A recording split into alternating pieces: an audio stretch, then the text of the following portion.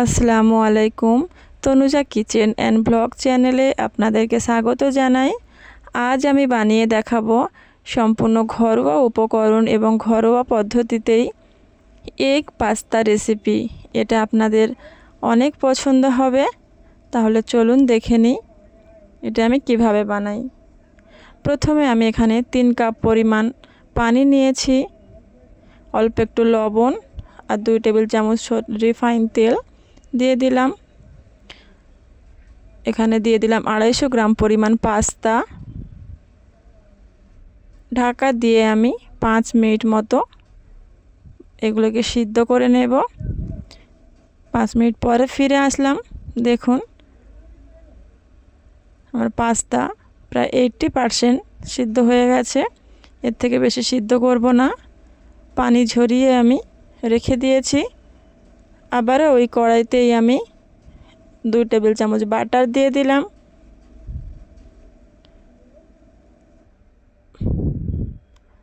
বাটারটা একটু গলিয়ে নিয়ে আদা কুচি, রসুন কুচি দিয়ে হালকা ভেজে নেব।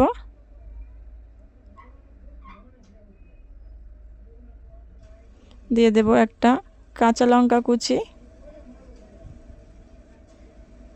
দিয়ে দিলাম 2টি টমেটো কুচি, সামান্য লবণ, 2টি বড় সাইজের পেঁয়াজ কুচি। মশলাগুলো ভালো করে একটু ভেজে নেব। বেশি ভাজার দরকার নেই, হালকা একটু ভেজে নিলেই হবে। আগে থেকে 3টে ডিম ভেঙে রেখেছিলাম, মাঝখান থেকে একটু ফাঁকা করে ডিম 3টে দিয়ে দিলাম। ঢাকা দিয়ে আমি 1 মিনিট মতো রান্না করে নিয়েছি।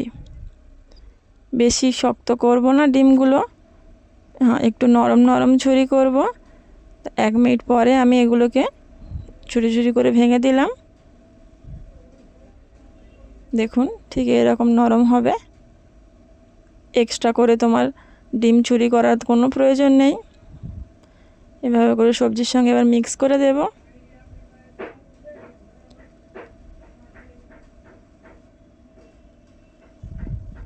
এখানে আমি কোনো এক্সট্রা সবজি ইউজ করিনি, কারণ আমার বাচ্চারা অতটা ক্যাপসিকাম এগুলো অতটা পছন্দ করে না। আপনারা চাইলে ক্যাপসিকাম দিয়ে দিতে পারেন। এই ক্ষেত্রে দিয়ে দিলাম 2টি পাস্তা মশলা। এবারে পাস্তা মশলা ডিম সবজির মধ্যে ভালোভাবে মিক্স করে নেব। ভালোভাবে মিক্স করা হয়ে গেল আমার।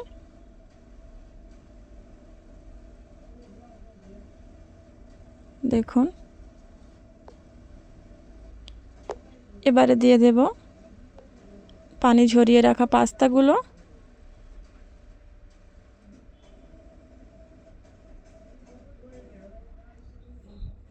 পাস্তা আর ডিম মশলার মধ্যে ভালোভাবে মিক্স করে নেব। আপনারা যারা আমার চ্যানেলে নতুন এসেছেন প্লিজ চ্যানেলটিকে সাবস্ক্রাইব করে বেল বাটনটা বাজিয়ে রাখবেন। যারা ফেসবুক থেকে দেখছেন প্লিজ ফলো দিয়ে রাখবেন, তাহলে নিত্য নতুন ভিডিওর আপলোড দিলেই আপনারা নোটিফিকেশান পেয়ে যাবেন। এইভাবে করে ভেজে নিয়েছি 5 মিনিট মতো। উপর থেকে একটু শসা কুচি দিয়ে দিলাম, অর্ধেক পরিমাণ লেবুর রস,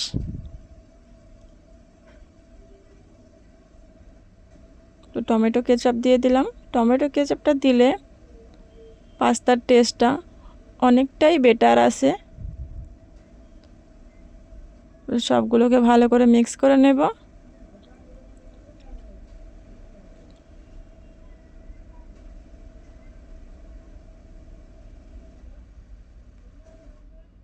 মিক্স করা হয়ে গেছে।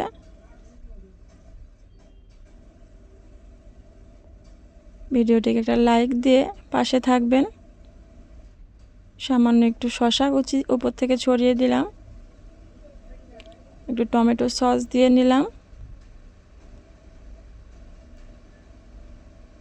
এইভাবে শসা দিয়ে আমি পরিবেশন করে নিলাম। দেখুন কতটা সুন্দর এবং লোভনীয় দেখতে হয়েছে। আপনারা প্লিজ একবার হলেও বাড়িতে এটা ট্রাই করে দেখবেন। কোনো কিছু বেশি লাগে না, একদম ঘরোয়া উপায়ে এটা বানানো যায়। ভিডিওটি ভালো লাগলে লাইক শেয়ার কমেন্ট করবেন। আপনারা সবাই ভালো থাকবেন। ধন্যবাদ।